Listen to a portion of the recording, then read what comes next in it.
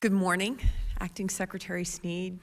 Thank you for being here today, to you and all the members of your team.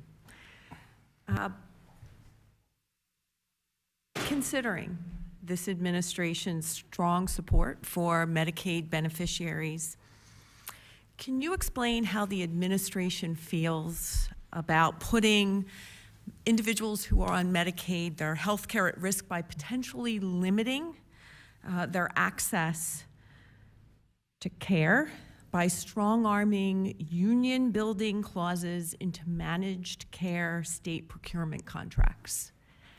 And the reason I ask that is that I understand that our Medicaid Physical Health Choices, MCOs, they are being forced to include the administration's language into the state contract that would be effective this July 2022, and it would force hospitals into unionizing their workforce.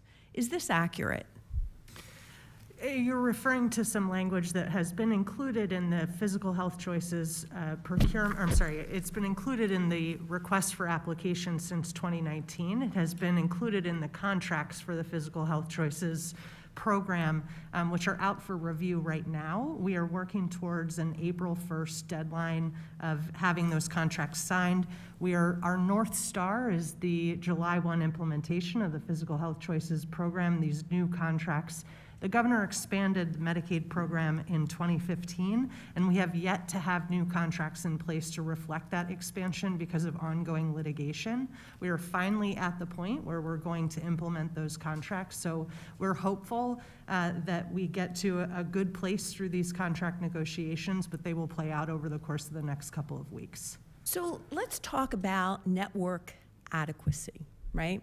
So if it's in an MCO's agreement, then it means that the providers that they contract with have to uphold the contract agreements of unionizing, right? So providers of a whole host of different services will then be subject to the provisions in this contract.